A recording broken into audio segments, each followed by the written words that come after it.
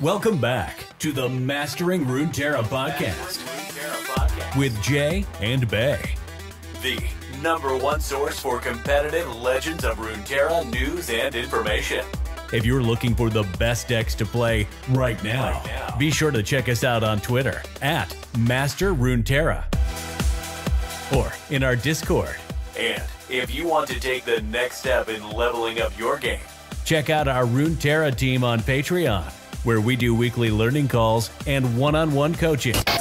Now strap in and grab yourself some Poro snacks, because we are about to start Mastering Runeterra. Welcome back to the Mastering Runeterra podcast with Jay and Bay. We have a fantastic show for you today. First off, though, I got to say, if you have not done so, go check out our new strategy website, masteringrunterra.com. We got matchup tables. We've got articles, deck list, guides, videos. I think the matchup table is the big one, though. People have been asking us for something similar for a long time. Yeah, next thing on my list is actually a tier, like doing all the decks in tier. Like people really like that. Yeah, so that's coming. Analytics. It's literally #1 on my list over here. We have, of course, have to thank all of our patrons over on Patreon. Thank you so much for supporting us. If you guys haven't checked out our Patreon yet, Mastering Runeterra over on Patreon.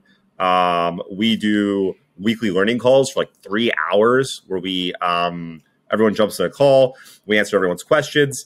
We go over videos that people have recorded and we analyze them. We talk videos from the people in the call, or not in the call, but people from the Discord send in their VODs and then we review them in the call on the spot. We all chime in. It's a really good environment, actually. It's a fantastic way to learn if you want to get better. So you can just record yourself, you pop it in the old Google Drive, and then we all go through them. I love it. I love submitting my own even to learn. And then even if you can't make the call, we record it. We put it up on Patreon, at least if I remember to record it, because sometimes I forget to hit the button. And then you can view it whenever you want. We do one-on-one coaching as well. So go check us over on Patreon. And thank you for everyone that is supporting us currently. And then we have to thank Runeterra Radio, our sister podcast, of course, Saucy and Blevins. We love you guys. Mwah, mwah, mwah. Normally I just air it, but I realized that you really went for it today. Yeah, I just, today's a special day. It's good to be back. So if you want more awesome Runeterra content, go check them out. Go support them. You can find them on YouTube or Spotify. And they do stream as well. Saucy quite a bit. Blevins once in a while. Okay. With that said, Bay, how's it feel to be back? For anyone that doesn't know, Bay went on a little trip. I was away for a while. Do you want to fill people in quickly? Yeah. Give them some cliff notes. Real quick, I want to get this part out because people are going to ask. My eye's very swollen, and I don't know why. So this is going to be a little bit of a shorter one because I am running to the doctors to get that figured out because I don't want my eye to fall out. That would suck. I mean, you've got to. I don't see the problem. Yeah, I think I could rock an eye patch too. I think I'd look really good. I think that would be a good accessory. I need like an eye patch, and then I think I would get like a cosmetic scar, like going across the other one or something. Maybe like a claw. Yeah. I think I could really make that work. I'd have like a real edgy look going on. Yeah. So if you're the head kingpin, then because I think you must be. You're like the end boss. You got to be. Am I the #1 then, or am I like the Austin Powers character in this scenario? Am I like the hapless hero? Or am I? Yeah, I guess we'd have to find out. Mm-hmm. Or am I #2? Who's #2 work for? Anyway, so yeah, I was on a trip. That's why I wasn't putting out a bunch of stuff. I left last week. I drove from California to Florida. For you non-Americans, that's a really far drive. About 50 hours, I think, of actual driving. Not counting stops for food or gas or sleeping or anything like that. And then we stopped halfway through in Texas, in Dallas, Fort Worth, to play in the Flesh and Blood Calling. It was my first like real Flesh and Blood event outside of like a pre-release. I really enjoyed it. Ended up getting top like 16, I think. I think I finished like 12th or something, which is pretty cool. Oh, nice. Yeah. I didn't realize you finished that high. Yeah, no, I was really high. I missed 3 win-and-ins in a row into top 8. Yeah, I did know you were in second place going into day 2. And in this tournament, day 2 was only 3 rounds before they cut to top 8, right? Yep. And then I went lost, and got out, and still got like 12. So that was brutal. I'm not gonna lie. I was shocked to not see you in top 8. Yeah, I thought for sure you would just been crushing the whole tournament basically. I was like, my boy got this. I had a bit of an unlucky streak, but I started playing against like probably some of the better players in the States. These are the people I played against were like 2 of the like lead like content creators for Flesh and Blood right now. And so that was really cool because I like watched their content. This is Brendan Patrick from Arsenal Pass.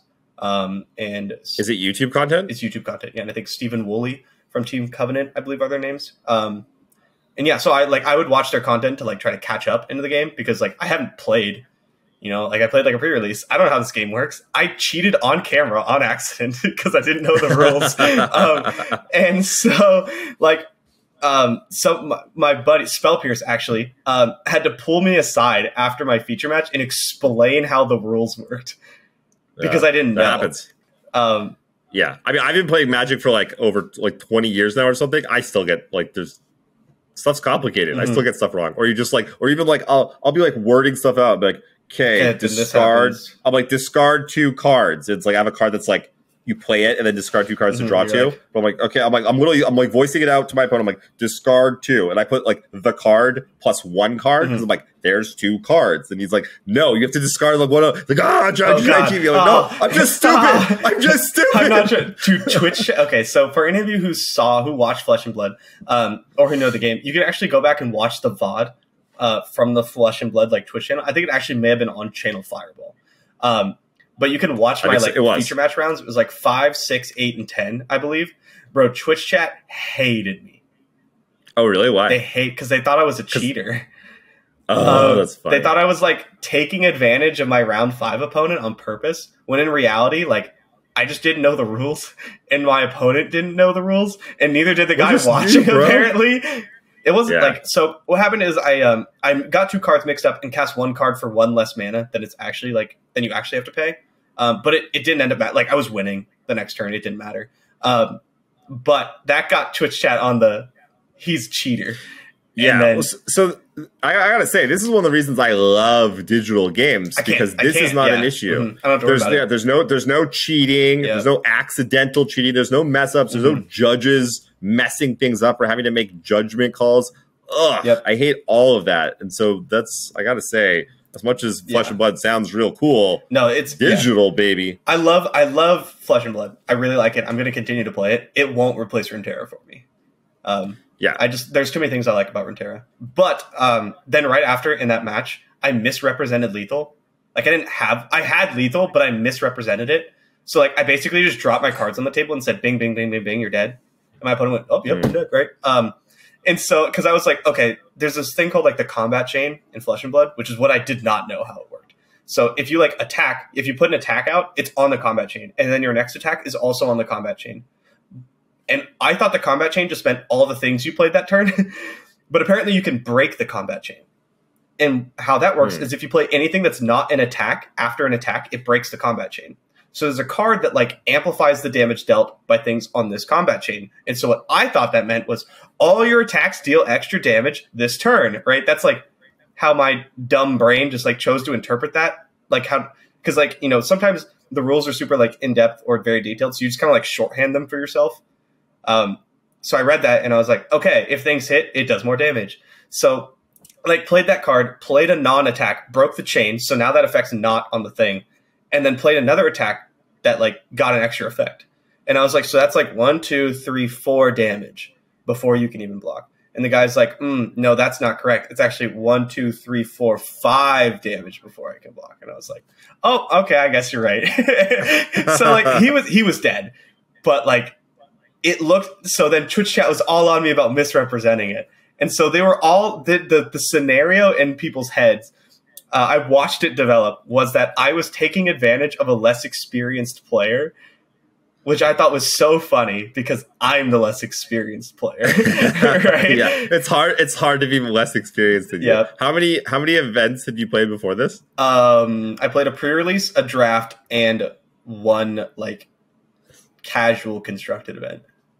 Yeah, so barely 30. I didn't even know what the cards did. Yeah. I showed up to like there's the sealed portion and then there's the first draft. There you can only play 3 heroes, right? And you have to pick one. Okay. I drafted the 3rd hero. I'd never played him before.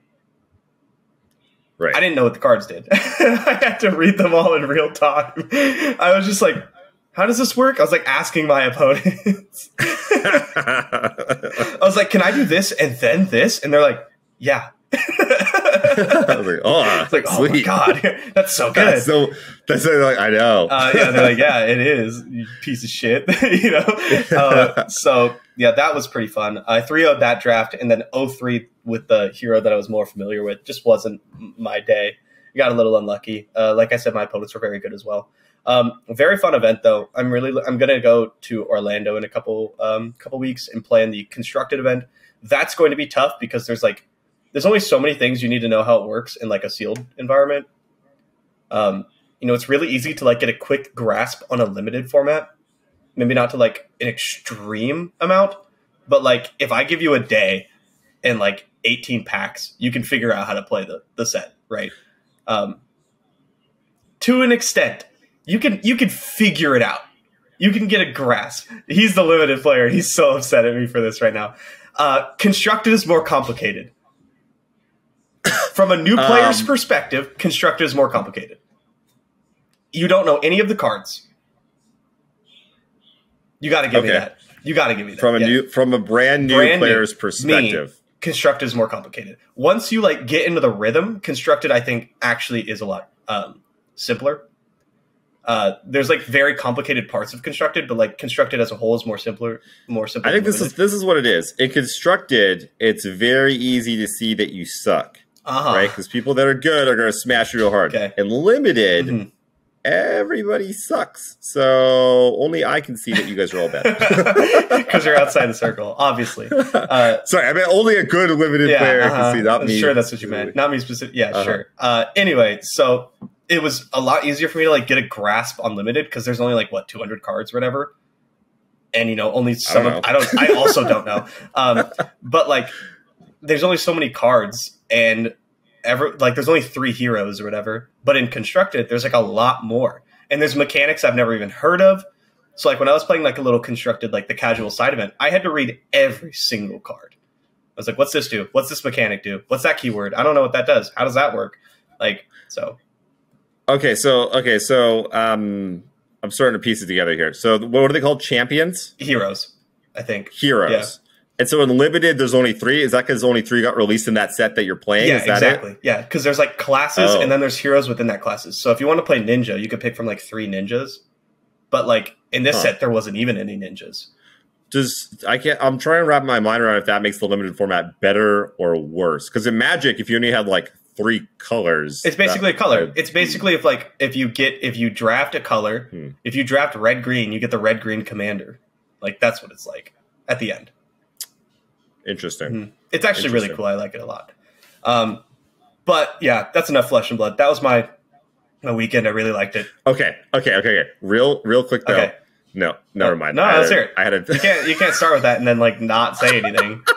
I said the dumbest idea ever. Okay. Okay. We could technically do this, but my original thought that just popped in my brain was like, what if we get you, me, Blevins, like 5 other people that we know that play the game. Shout out Charmarios with the most and some other people. Want to draft on webcam? And we somehow run a draft like online, but my brain was like webcam, cards, how do you pass them to the next person? You can just do sealed. Like it's not as fun, but you could do it online though. I'm sure there's because there are virtual but emulators or whatever. Kind of sucks. We could do sealed. I think that'd be pretty fun. You could make an event out of it. Like take a whole day and then like film each person's like each person takes like 3 to 5 minutes explaining their deck building. Like okay, I picked these cards. I picked this hero because I think this is really strong. Blah blah blah. So we're gonna sleeve it up. Let's go. And then, you run the matches. And I think that'd be really cool, actually. Yeah, that's actually pretty sweet. We should do that the next Runeterra lull when everything like quiets down. We should like put that together. Yeah, might as well. Why not? Okay, on to the actual thing we're supposed to be talking about. Runeterra podcast? Are you sure? Apparently, it hasn't been in a while. I feel like Hideki was on. I got Hideki on last week. How's that? Did you know it was good? I kind of screwed up though. I got a little sidetracked, and I didn't. I wanted to dive a little bit more into why he's so damn good and why he has done so well. I thought he had top 32 4 out of 5 seasonals. Wasn't that what did you think that was the case? Yeah. And then top 4 3 of them. Yes. That's what I thought as well. That is not the case. You know what that 5th one was? Yeah, he didn't qualify. It's the one he didn't qualify. Yeah. I thought that one doesn't count. If you don't play in the tournament, well, to be fair, he didn't make it to the rank. fair that he did try, whereas this one he didn't or whatever. Yeah. But in seasonals that he's played in, he's top 32, 4 for 4. Yeah, no, he's insane. That's absurd. Mm-hmm. I thought like 4 for 5 was already like with 3 top 4s was already insane. But 4 for 4 is like every single time. I felt bad for him because Blevins kept putting him under me in the power rankings. And I was like, I don't know about this one. I was like, this man's pretty good. Yeah, so I got a little sidetracked on that, and I wish I had delved more into because we talked about a little bit like why he does well and whatever, but like I'm sure there was probably a lot more information that I could have got out of him. Only like top competitors who didn't play card games before, I feel. Yeah, we talked about that a bit. But yeah, like even now I want to go talk to him and be like, bruh, what do you like? What's your system? Because he's like, for one, he doesn't jump around decks a lot. No, he just plays the same decks and just beats people with them. They're always kind of like grindy, middle. Like we're talking like Plunder. Draven Ezreal is his thing. Plunder. TF Swain. Well, he likes TF Gangplank, but yeah. Yeah, stuff like that. Very middle of the road. And so I was wondering like where so things like those decks, like the reason you play those decks is they tend to like always have some game. They're like they're never just kind of dead to stuff too often, other than like straight burn, which has just never really been a thing until maybe kind of recently. And then also because he sticks to those decks, he just knows them inside out, which as we've talked about in Runeterra is just like so important. So important. Like, he's probably playing people that have never played those matchups before, and his edge on them is just like absurd. Anytime you do that, right? Yeah. Anytime you play with a deck that you know very well and your opponent does not know the matchup well, like your edge is huge. Yeah, I don't know. So I didn't really get to unpack that stuff with him. What do you think about that though? The difference between I thought about doing that this season, just like locking in like 3-ish decks, like 3 or 4 decks, and be like, I'm just try-harding these. Yeah, do it. Like maybe 3 to 5, and then like just when it comes to seasonals, like that's it. Just do it. I don't know if that's actually good or not though, because also like imagine true.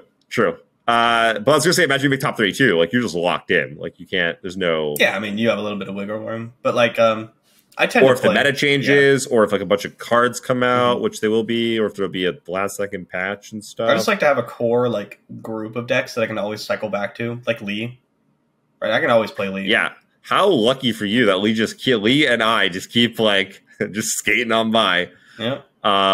We should. Okay, so I want to talk about that. We'll talk about the patch and everything. I want to talk a little bit about their philosophy. Really quick for people watching. I don't think we're going to dive deep into each individual change on the patch. So if you want to like listen to this while having it up, that's probably a good idea.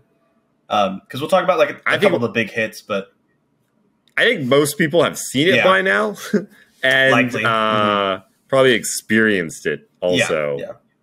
The changes are like basically a lot of stuff. Like the stuff that got nerfed is like a lot of it's gone. A lot of stuff is gone. Like things like tenor and and then if it's not gone, you're still seeing it in decks and like it's still good. The big and then something got buffed is the real question marks. The buffs like the Lux buff. The various dragons buff, the dragon's clutch buff is like absolutely nuts. By the way, oh, so nuts! How many? I've died so many times. We're like, got this game, block a dragon. They're like, overwhelmed. Yeah. You did. I had to block with an Aurelion Soul in the Dragon's Mirror because my opponent just opened, and I was like, they have dragon's clutch. I just die. Like, normally you don't have to do that. You just like chump, kill you. Yeah, yeah, that's wild. Can't do that anymore. So before we jump into some of that stuff though, I did want to talk a little bit about like Riot's philosophy. Sure. And their ban. So first off, they were like, "Oh, hey, this is our new schedule. We're gonna make changes every other month." And I'm like, "Wasn't that already the schedule? Wasn't it already like 1 month cards, 1 month yeah. Balance match? Yeah, balance match?" But like I thought about it, and I was like, "Oh, maybe they mean like a more significant balance match, like this one. Like they're gonna take a hat, not be like, oh, like these 2 or 3 things, maybe, or just like, everything's fine. This one. I think what they mean, like actually just." Yeah, it's not like every other month we'll like have a patch that corrects things that need to be corrected. I think what they mean is every other month they'll have a patch that will change things, instead of just nerfing the stuff that really needs to be nerfed, right? And I think that's pretty nice because like a patch like this every other month would do so much to keep the game like fresh. You know, yes, we haven't had cards in a couple months, and like it's now all of a sudden you can play stuff you couldn't play before. Yeah. Yeah, so that's fair enough. I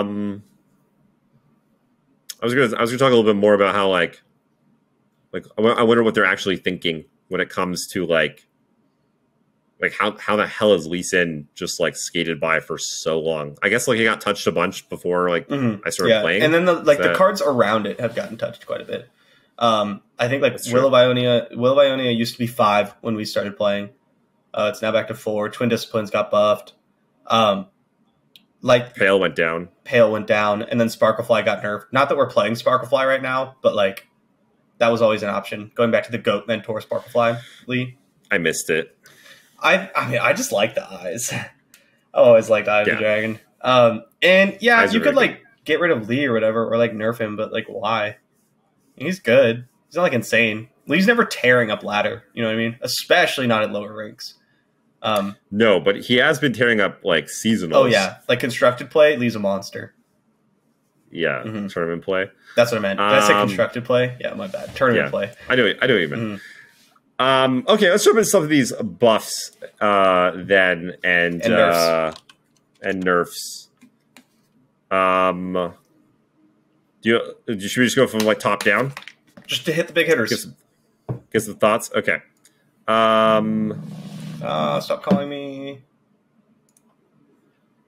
Okay, let's see. Nami going from 7 to 8. I have not seen a lot of Nami running around. I think the Sparkle Eye is like, what's really...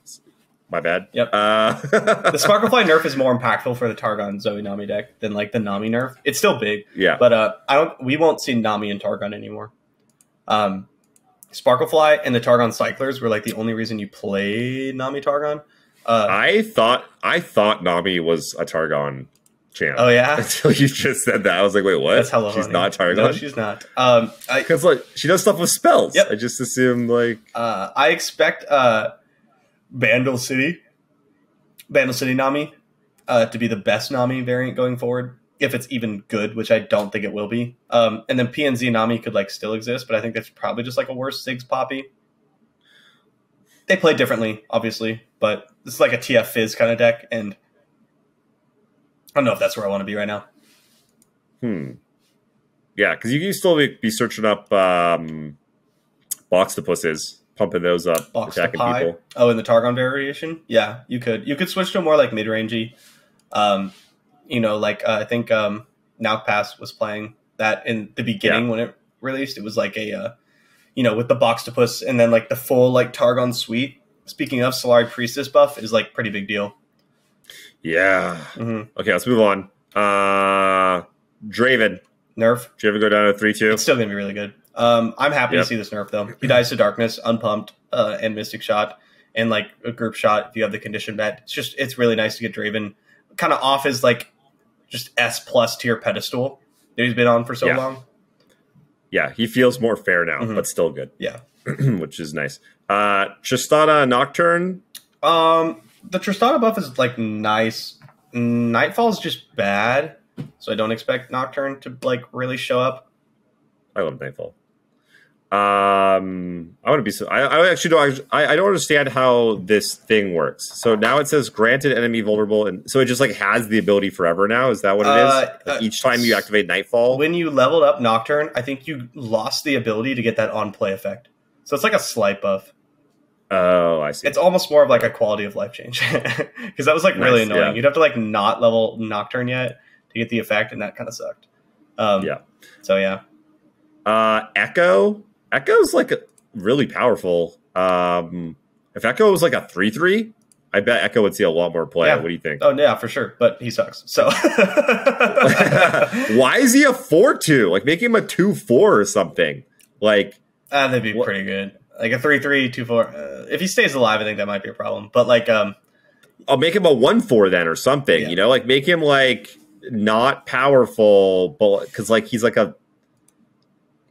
Yeah, I don't know. I feel the design on him like missed the shell. It was like everything should hit hard and have quick attack. Like what? Like the shell of him is super cool and interesting. But it's bad. Why not if he was like easier to kill, Harder to kill. or harder to kill, sorry. Like if he was a 0/4 or something, like that might be better. How are you gonna strike? I know he has to strike things. But like I get what you're saying. If he was you can more still level him up survivable, and then like make him like a 1/5. I don't know. Yeah. That wouldn't fit with Echo though. Echo's a bursty, like assassin-y type champion. Oh, you probably wouldn't know true. that from you don't really play League. I can remember now by all the animations and videos and whatever. And the shell, like PNZ Shurima is just, first of all, like not good. It's just not a good combination. And then you have to play the landmark shell, which is just like, it's not fantastic. Fair enough. Okay, moving on. Acel going down to 20 power. This guy flips so fast now. Oh yeah, he flips so fast. Especially, we'll get there, but like Ruined Dragon Guard getting buffed as well. Now you can actually play that card. Yeah.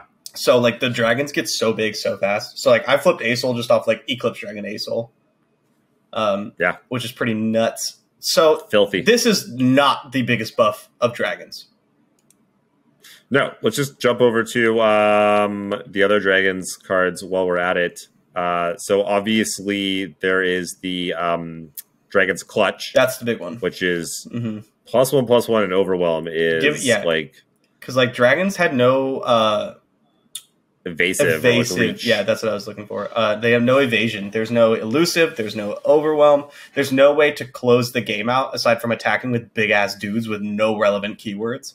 And all of a sudden, they just die eventually. And all of a sudden, not only can you give them overwhelm, but you can threaten to give them overwhelm at burst speed. So you just like attack with like your big ass Eclipse Dragon and go, "What are you going to do about it?" Right? And then even if you don't have it, a lot of times they just have to block because like if you do have it, they just die.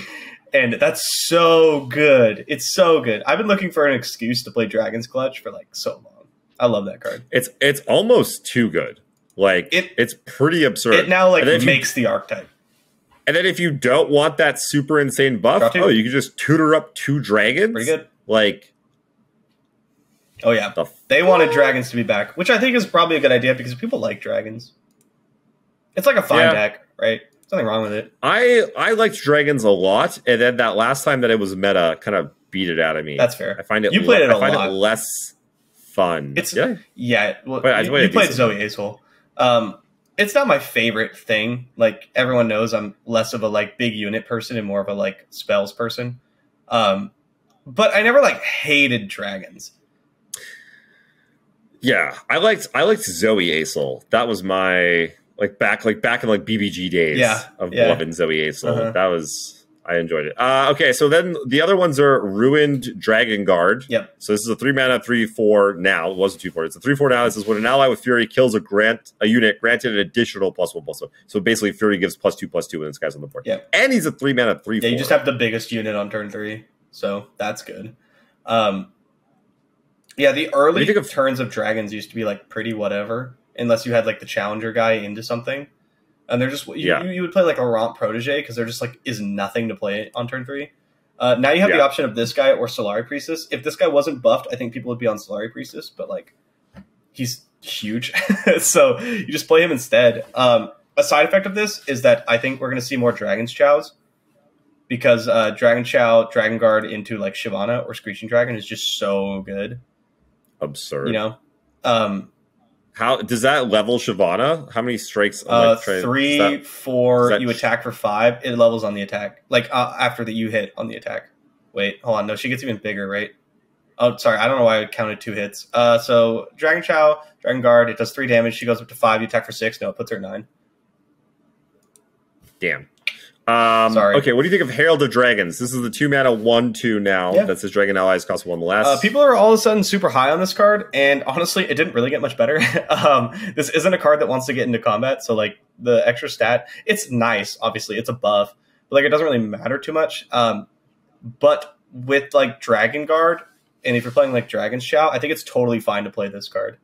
I actually like it. I was recording yesterday, and my opponent could have played turn 6 Aurelion Soul on me. Turn 6? Yeah. They went this card, right? The 1/2, the 1/2. Turn 2, turn 3. And then turn 5, Daybreak. So turn 4, they cast Dragon's Clutch to draw 2 dragons. Or Shivon, or I don't know, something, Screeching Dragon. And then turn 5, they cast Daybreak Eclipse Dragon. And I was like, oh no. Because Aurelion Soul now costs 6 less, or 4 less. So he costs 6. And I was like, I just cast like Aloof Travelers. I was like, please, dear God.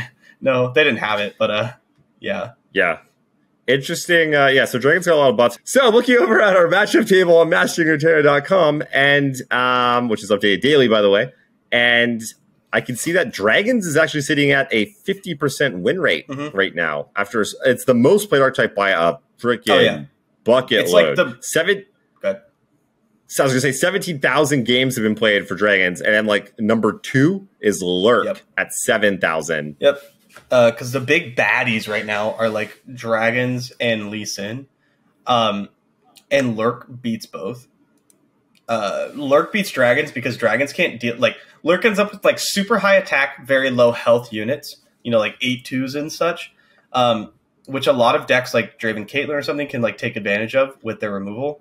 But Dragons doesn't have that. Their only removal is combat based. So like if they play a 7/1, well, guess what? Your Eclipse Dragon trades straight up and there's nothing you can do about it. So that's why like I think we're seeing a resurgence of Lurk. Lee Sin's been actually stomping Dragons, which didn't used to be the case. But people have cut Hush like entirely. Interesting. Okay, sorry, I didn't mean to go off on a tangent about the ladder. I was just saying, like, before we move off from Dragons, is it good? I think so. I think it's good. Dragons might change a bit. Like, it's pretty tweakable for, like, a given metagame. There's, like, a core, and then, you know, you can tweak it. But if it's good, then you'll see things like Lurk and Lee probably do very well. Maybe we'll see the resurgence of some sort of, like, Freljord, Shadow Isles type control deck, too. Don't play Anivia. So I took that bullet for you. Okay. Don't do it. Maybe not that one. Yeah. Anivia's never actually been good, I don't think. But we're trying to make it happen. Okay, moving on. Let's see. Draven, Ace. Okay, so Renekton from 12 damage to 10 damage. Not really that significant, is it? Or have we just not seen people play it it's yet? 2 attacks now. It's like one. Well, it was 2 attacks before. But now it's, you know, you had to challenge both times. Now you only have to challenge one of the times. So, like, it's significant. It's just not like, oh, my God, I better play Renekton right this second, you know? So, it's all right. Won't change anything. Yeah. It's interesting that a 4-mana 4/4 Overwhelm that with, like, an upside is, like, no longer, like... insane. When he came out, he was like... It's just, like, fine. Yeah. Yeah, next up we have Lux at 5 mana, which I didn't think was going to be a big deal, but I've been impressed by Lux. This is a big deal. I like Lux quite a bit. This is a really big deal, especially because you can go like Lux 5, shut down an attack, and then just cast a 6-mana spell, like Remembrance or something. Yeah, that's a big swing. Yes, this is a huge tempo. difference. Yeah, where do you think she will end up finding a home? We were playing some. What were we playing? Lux Poppy Shellfolk. Yeah, Lux Poppy Shellfolk the other day. That's super fun, which was fun. And it showed me that I kind of like, so Lux is definitely powerful, and I kind of like Shellfolk Lux. That was cute. Lots of interactions. Does anything stand out to you, though? You're like, oh, this is where Lux will go. This is like the most powerful thing you be doing with Lux. Not really. No. I mean, people are going to keep trying to carve a Lux because that's like the go-to. I think they used to be like a tier 1 deck or something. But I don't think it's very good. I don't get, just because there's a bunch of spells. Yeah, you copy the spells you cast. if you're copying a 6-mana spell, you get 2 Lux things, and they both copy. And I mean, if you hit turn 10 and your Karma flipped, and you have your other champ in play, and like you can't win, like, exactly, you're doing it wrong. yeah, exactly. That's the problem. But it used to have like the most powerful stuff because like Demacia just used to be insane. Loyal Badger Bear, is that the one? The 3/1 is Scout or whatever for 4 mana that turns into the Badger Bear. Grizzled Ranger. Yes. Grizzled Ranger used to be a 4/1, and then when it died, Loyal Badge Bear or whatever used to be a 4/4. Oh wow! So you just play 3 of the 3 mana 4/4s and 3 of the Grizzled Rangers, and you just beat people up. And then you'd have Lux Karma. Yeah. Interesting. Pretty nasty. Okay, next up we got Quinn. Quinn going from a 3/4 to 3/5. I thought this one would be more significant, and every time I see Quinn in play, I'm kind of like, oh, that's a joke. Did you also draw Misfortune? No, then it doesn't matter. Yeah. I love Quinn. I really like Quinn as a champion. She feels like a champion to me. A lot of these champions are like Renekton, hit things. Like it's just like it's a dude. Mm-hmm. Like they've printed better just followers than Renekton. Like Rune Runner was probably better. It was better than most champions. And so like I want the champions to do more stuff like this. I really like Quinn. I think it's great design. It's unique. There should be more things like this. And yet I don't like still just the extra point of toughness doesn't seem like it matters. You could play Quinn or you could play Poppy. Yeah. Poppy's pretty damn good. Poppy does not suck. Yeah. So unfortunately, Quinn just I'm not going to say power crept, but a little power crept. She was never that good to start with. You only played her in the MF shells because she had Scout. It's like 2 Scouts for 5. Real quick, Braum. Like what? I played Braum. What? I played Braum Poppy Field Rush yesterday. Dude, I love Braum, but like, does that extra like when does Braum ever die? No one's ever killed my Braum. I never killed a Braum. Have you ever killed a Braum? Yeah, my Braum's never died in the history of Braum, Runeterra. he keeps dying. What? Yeah. Braum You just attack or block, and then they just shoot him. The 1 extra health is actually pretty significant. You can also block Poppy on curve. Oh yeah, that's very significant. Mm-hmm. Okay. Is he good? Probably not, but the buff is nice. I look forward to the day that he is. Sparklefly, huge nerf from 2 to 3. Do you think we'll ever see a deck that can play a 3-mana Sparklefly and make that work? No, that card's gone forever. We'll never see it again. Being able to not search it up is really big. Yeah. Okay, next up, Twin Blade Revenant now has Fearsome instead of Challenger. A lot of people saying that it's still going to be pretty damn good. I'm with them. Fearsome's really good, especially right now. Just look how good the 2-mana one is. Yeah, turns into a 4/2. Yep, it's quite good. If your deck cannot handle Fearsomes and you play against this deck that has the 2 drops and the 4 drops now, like you're in for a rough time. I expect Scion to pivot into a more aggressive shell. Yeah, Draven having less toughness, Twin Blade not having challenge. You're still going to get in there. Bash, bash, bash. Okay, so next up, Tenor of Terror and Base of Burden. These are pretty much dead. Yeah, you'll still see them, and if anything comes out with Tristana, you'll still see them. And like the impact is still relevant, and you get 2 bodies for 4 mana, which is pretty good. So like I don't know about dead. They're just like not insanely stellar anymore. Yeah, fair enough. 2 bodies is significant. So if you do have ways to like abuse that, like Tristana or like how many stats do you get total? It's still technically a 4/4 because you get a 1/3 and a 3/1, and it's impact 2. It's pretty good. If I did this for right, 4 mana, yeah, it's pretty solid. Fair enough. Still 4 mana 4/4 with impact 2. Mm-hmm. Split, it's better. It used to be a 5/5. Yeah, no, that card was insane. Yeah. Okay, next up, Relentless Pursuit goes from 3 mana to 4 mana, but now it gives something +1/+1. This card now sucks. I'm so glad about this nerf, by the way. I hate rallies. And like 4 mana was like fine, but 3 mana rally just feels degenerate. Especially when they like cast they're like casting on curve and rally you. You're like, come on. Yeah. Golden Aegis, I agree. I like it. It's powerful, but 4 mana is like fair and interactable, and I think that's a good spot. 4 to 3 or 3 to 4 is such a huge difference.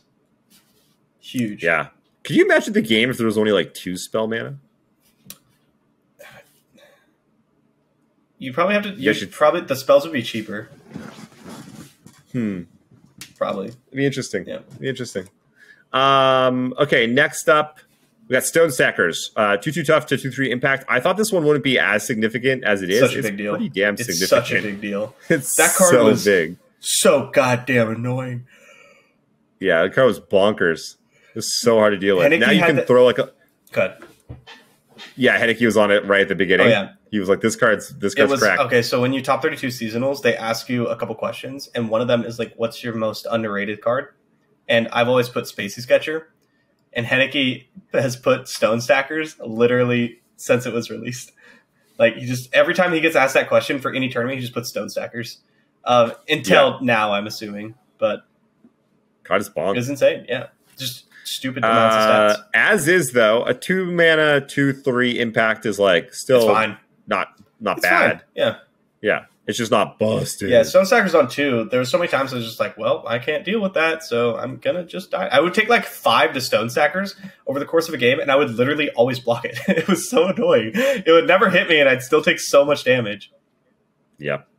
Illustrator is going from a 3/4 to a 2/3. I thought this would kind of push it out, but we were playing it in that Lux deck, and it actually was like, it was doing just fine. So I think it'll still see. Yeah, I think so. It's just gone from busted to like a card. Yeah, it went from like an auto include to just like a pretty good card, and I think that's a good spot to be. Yeah. Next up, we have the Priestesses: Lunari Priestess, Solari Priestess. When I saw this Solari Priestess buff, I mean both of these really, but the Solari Priestess especially, I was like, what? I was so excited. What? This is like. This card feels too good to me now. Solari Priestess, 2/2. Yeah, so they're both 2/2s, which is like so insane. Because the only drawback of Solari Priestess was that you couldn't trade with X2s. Yeah. So like a lot of times I would go like Solari Priestess, Gem Solari Priestess, just to be able to like block. But now you can do that for free, which feels nuts. Format's pretty fast though, so I don't expect to see these make like a huge change. I read that buff and I was like, if I see a Fangs buff, I'm jamming Mono Targon. Like. I was like, they're going to put Fangs back to 3. They're going to put Fangs back to 3. They're going to put Fangs back to 3. And then it did happen. You're adorable. Mm-hmm. What do you think of, could you play a deck with like both of these? Yeah. Both like, both Priestesses and... The Targon Allegiance decks used to do that. Yeah. They used to be a thing. And like... These cards are so powerful. 3 mana 2/2 that lets you invoke is like pretty nuts. Especially absurd. Like 4 through 6 is a really good pool for invoking. Yeah. And then Lunari just lets you just straight invoke. Yeah. Okay, next up, Raven Daylight Spear goes from a 5/5 to a 5/6. I was surprised to see this because that guy was already pretty damn good. But as you like to hark on, the Daybreak package has never been particularly good. Boo-boo. You have no evasion. There are no keywords. Yeah. And that's the problem. Yeah. And it's always been the problem. And it's still the problem. And buffing the stat line doesn't change the problem. Yeah. Now it's a 15/15. Okay, still block with my one. Yeah, I do not care. Mm-hmm. This card's stats might as well be non-existent. Like, and that's the problem. Like, you can put whatever numbers you want there and it doesn't matter. And you can't play Zenith Blade because it's like too slow in these decks. Yeah, I was gonna say, what do you think if they made Zenith Blade cost 2? And then I was like, oh, don't do that. Lead deck. Or like Zed or whatever, or even like Poppy Tarek would really like that. Speaking of, I want to play Poppy Tarek. That sounds fun. Fair. Yeah, it's not good. Leona's still bad, unfortunately. That one like 4-hour period where Leona accidentally had Overwhelm was so fun. Yeah. That was a good time. Give buff Leona. That's gonna become my Smurf name. Which is I think Leovold Smurf is please buff Victor. Yeah. Okay. Next up is the Scourge, the 10 mana 10/10 that has Challenger. Give all your stuff Overwhelm. I always thought it would have Overwhelm. And it doesn't. It is the 10/10, and it didn't, and it just never made any sense to me. and now it does. And like, what a beating! This is just like finally, like this card was actively bad to take. All the other options were better, except maybe like Cosmic Rays. Now it's insane. Now it's pretty good. Yeah, now it's a good card. Yeah, because itself having Overwhelm is nuts. Is nuts. Yeah, if you can get it into play, like it used to not win you the game. Yeah, like you would get it into play, like attack multiple times. It was just a worse destroyer. You know? Yeah, like not kill them. I mean, if you have 5 other cards on your board, then like you're winning anyway, and you don't need something to push it over the top. So you would just you just take anything else, but now it can win you the game on its own, which is very relevant. Especially if you have a couple of units, even if they're small, Dinky kicking around, maybe like they're going to be big. Mm-hmm. Yeah. Okay. Next up, Faces of the Old Ones. This is a card that I actually really liked when I first started playing the game because it's like, oh, it's a cute. It's a ramp card. The ramp card. Yeah. But I did. The 2-mana one. I thought that you got the mana gem for forever. I didn't read that. I was like, you're like, this card is nuts. This card is Nobody busted. plays this. How come? Like just every single. So I go like 2, 4, 6. Yeah. Oops. Gonna have 6 mana. My opponent's on 4. This is so good. Which, if they don't kill it, does happen. But it's just like, I don't know. It could be a card at some point. It's an X3 now, right? Yeah, it went from a 0-2 to 0-3. It says round start. If you behold an 8+ cost card, get an extra mana gem this round, which is kind of annoying that you do have to have this like expensive card. It's a 2-mana ramp card. Yeah, I think and a 0-3 is like a decent stat line. It's way better than an 0-2. Ramp is unfortunately just not something that like really exists right now. I'd like to see some ramp in the game. I think ramp's cool. And it's almost there. But like these kind of things, these ramp enablers, especially something with a that's very strong with a condition like this, is something that can only get better as more cards are printed. Because as more 8+ cards are printed, you're going to want to play some. Like there will be better 8+ cards being printed, and it will make this card better. Not saying that it's going to be like nuts in a year. I don't think that's the case at all. But keep an eye out. That's all I'm saying. Yeah. Nice that it survives through like avalanche and stuff there too. Yeah. Okay, Vanguard Sergeant went from a 3-3 to a 3-4. I don't know who's doing these changes over Runeterra. Do you ever feel that they're like, okay, so in this set we're gonna like quick attack, quick attack, quick attack. You cost 3, you cost 3, you cost 3. Like, you know what I mean? Like from the last set, it was like a bunch of 3 casted quick attack cards, and then this one's like, okay, I'll get like this 3-3 become a 3-4, and like this 3-3 to become a 3-4. Like, I think the thing is that Demacia, I guess there's 2 of them, which is like the stat region, was getting outstatted by random regions. Yeah. So now they're trying to fix it, because that's like Demacia's thing. It's like the color white in Magic, right? Like they got to have the big dudes with the thing. Big toughness, pretty big attack, and like challenge or whatever. And Demacia was just getting outstatted by every other region besides like Targon. Yeah. Which is weird. Yep. I like how we said we're not going to go over every change, and here we are going over every change. I do have to head out in a second. We skipped a couple. Okay, well, and then there's Desinata. Does Desinata do anything new now? Oh, Desinata? Actually, this is a huge change. So I'll go over it really quick. Desinata used to be you would target darkness on something, and it would deal 2 damage, or it would deal your darkness damage to it, and then it would deal 2 damage to everything. But now that doesn't happen. Now it actually makes sense. So when you cast darkness from Desinata, it will do darkness damage to everything. Like, so if your darkness is pumped up to 5, you just deal 5 to everything. Oh, if you have that's dope. Does it cast for Vygar? Like you? What's up? Yeah. If you cast the darkness for 2, and they have like 5 other units, so you did 10. Does that put 10 onto Vygar? And then if you have a leveled Vygar on the field, it will hit your opponent's Nexus as well. It went from being like to like really good.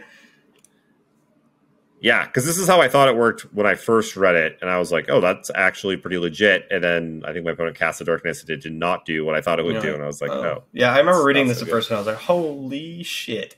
And yeah, it's kind of whatever. But now I think Desinata is a pretty big beating. Interesting. Is that all the changes you wanted to go over? Because we can do like a really quick like hits and misses, like what got better, what got worse. Sure. I was also thinking maybe we just take a quick peek at the match. How much time you got? Couple minutes. Okay, let's do. I want to do matchup table. Okay, let's go real quick. Everyone, go to masterruneterra.com. Check out the matchup table. Is updated daily. I'm curious what your thoughts are here on some of these win rates. So we'll go with the top. Dragons is the most played deck, 50% win rate. I guess we talked about that one a little bit. The next two, though, I'm surprised by these. Lurk is the second most played deck and has a 55% win rate, almost 56. And Bandletree is the third most played deck with a 56% win percentage. Of course, very early in the format and everything, but over thousands of games. Kind of surprised to see those. Yeah, Bandletree pretty good into Dragons because you have that uninteractable win condition. Oh, right. And they're not quite fast enough to stop you most of the time. But with Dragons Clutch, maybe they can be. And that's pretty good. And then it's pretty good into Lurk because you have like Group Shot, Pokestick, and the Tristana card if you want it.